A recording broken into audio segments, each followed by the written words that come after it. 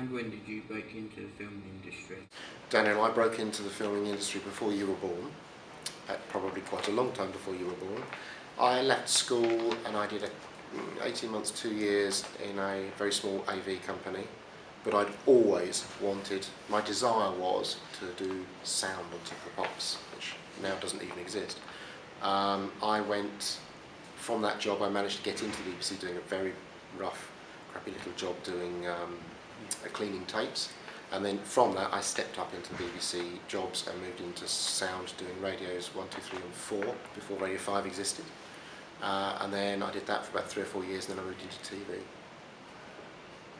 You mentioned working in radio. What was it like?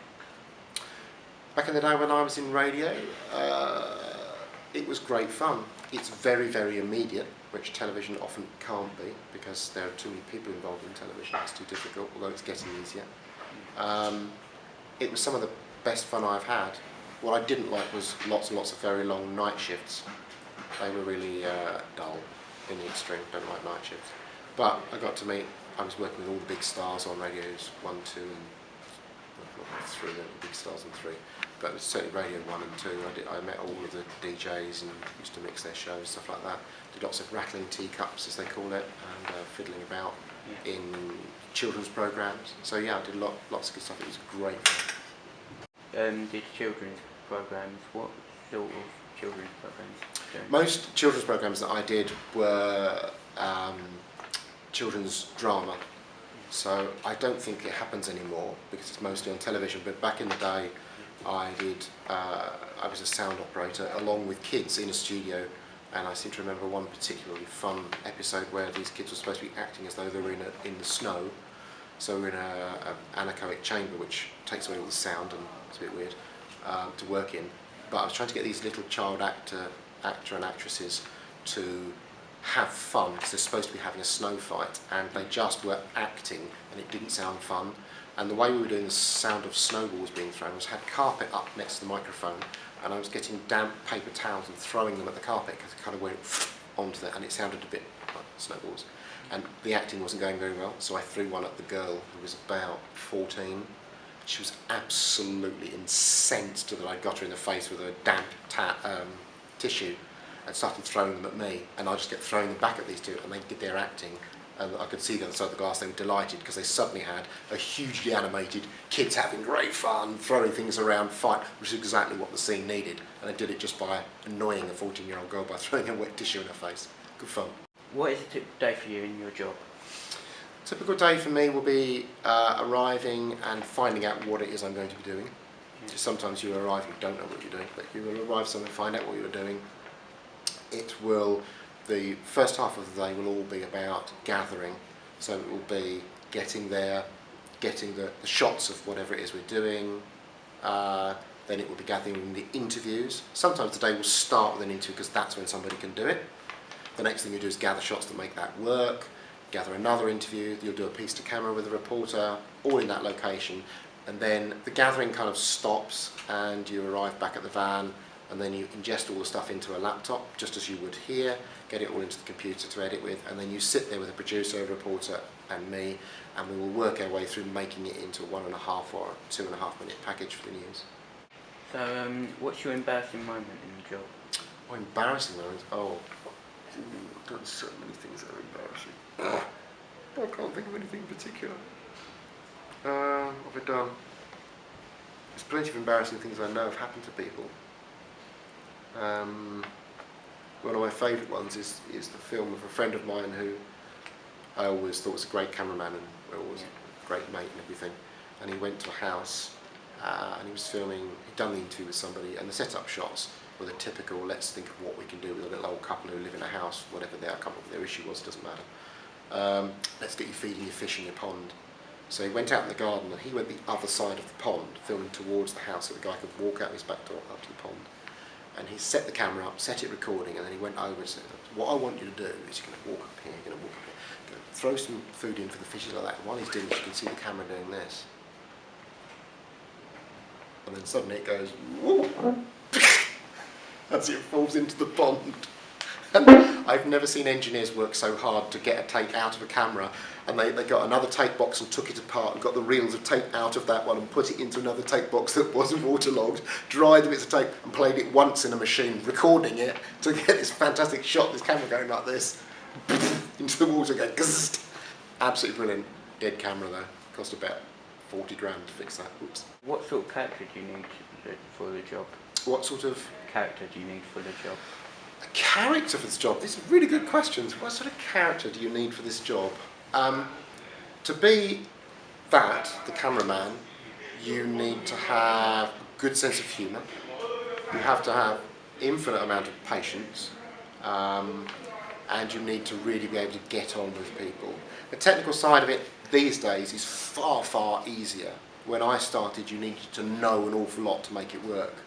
These days, I think you don't need to know as much. It's good if you have some good photography background as well, even if you're doing video, good understanding of composition of shots and that sort of thing. But being able to get on with people will get you further than being able to stun them with brilliant photography work. So I would say infinite patience, great ability to get on with people are probably the two most important things. What is your favourite thing about the job?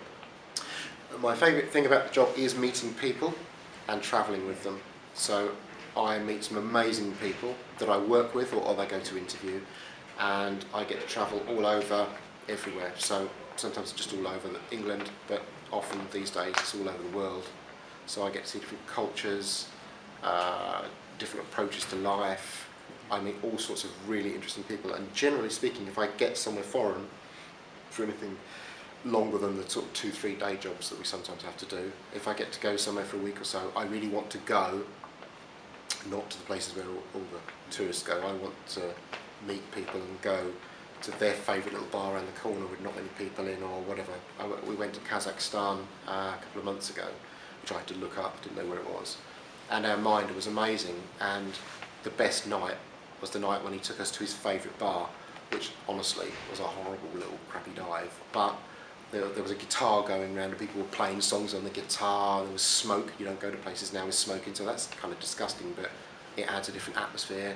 All his mates were there, we had a good laugh. The way they drink is a bit weird because they start before they eat, they drink shots, which I don't do normally. And we just had the greatest laugh, and he brought his wife, I met his kids. You know, it's fantastic. That's what I really love about the job, is I get to meet people in all sorts of parts of the world and all sorts of different walks of life, and get to meet them, talk to them, and get to know them. It's great. What key skills do you need? If you want to be a cameraman, you need to have a good eye for a good shot and know what you're trying to achieve, and then it's a case of getting the camera where you can achieve that and understanding how to do that. Being able to use a stills camera to take good stills photographs and get good composition is a great way into the video work because you understand the composition. Have you ever had anything to do with music in this job? Yes. In fact, friends of mine just took their children to an event at the O2 where all the kids go to sing in a choir. I don't know whether you did that when you were in school. All kids from all over go to the O2 and they fill up half the seats with kids and half the seats with parents and do a little concert. All the kids get to sing Young along with Voices. That's it. Yeah, I went there. I did the very first one of those. I did all video for it, and that was at a place that doesn't exist anymore in Wembley, the Wembley Arena. Is it conference in the Wembley Conference Centre? And they had a full orchestra there, and it was about 2,000 kids that were singing that had all learnt the songs and everything. And I did the technical side for the video, so I had 5 cameras there and jibs and all the rest of it, and I was the technical director, so I made it all work and got the pictures back for them and everything. And since then it's taken on, and it's now at the O2 and is a much bigger event. I did the first one of those. That was a great thing to do in the music field. So do you have an interest in music? Yeah, I do. I did Top of the Pops for 3 years, edited that, and that was great fun. So that filled up 2 or 3 days of my week, every week, and I absolutely loved that. All the latest bands, meeting all the things, big flashy lights, lots of equipment. That was great, yeah. It ticked every box, that one. What inspired you to do this job? Skills you can learn on the job, if I'm honest with you. If you want to be a cameraman, you need to have a good eye for a good shot and know what you're trying to achieve, and then it's a case of getting the camera where you can achieve that and understanding how to do that. Being able to use a stills camera to take good stills photographs and get good composition is a great way into the video work because you understand the composition. And have you ever had anything to do with music in this job? Yes. In fact, friends of mine just took their children to an event at the O2 where all the kids go to sing in a choir. I don't know whether you did that when you were in school. All kids from all over go to the O2 and they fill up half the seats with kids and half the seats with parents and do a little concert. All the kids get to sing Young on voices. That's it. Yeah, I went there. I did the very first one of those. I did all video for it, and that was at a place that doesn't exist anymore in Wembley, the Wembley Arena. Yeah. Was it conference in the Wembley Conference Centre? And they had a full orchestra there, and it was about 2,000 kids that were singing that had all learnt the songs and everything. And I did the technical side for the video, so I had 5 cameras there and jibs and all the rest of it, and I was the technical director, so I made it all work and got the pictures back for them and everything. And since then, it's taken on, and it's now at the O2 and is a much bigger event. I did the first one of those. That was a great thing to do in the music field. So, do you have an interest in music? Yeah, I do. I did Top of the Pops for 3 years, Yeah. edited that, and that was great fun. So that filled up 2 or 3 days of my week, every week, and I absolutely loved that. All the latest bands, meeting all the things, big flashy lights, lots of equipment. That was great, yeah. It ticked every box, that one. Yeah, it sounds good. And what inspired you to do this job? What inspired me to do this job? I always wanted to do sound for Top of the Pops. When I was at school, that's the only thing I wanted to do, and anything I did, to the point where I was actually doing Top of the Pops when I was editing it, not doing the sound. Everything I did for me was driven by that desire to work for the BBC and to do Top of the Pops. Now I worked for the BBC for 30 years. I just left last year because I didn't want to go to Salford, but that was always my desire. And in fact, now, even though I'm now not in the BBC, a large part of my work now is still done for the BBC, and there's still great mates, and it's still great fun. Yeah. And do you have any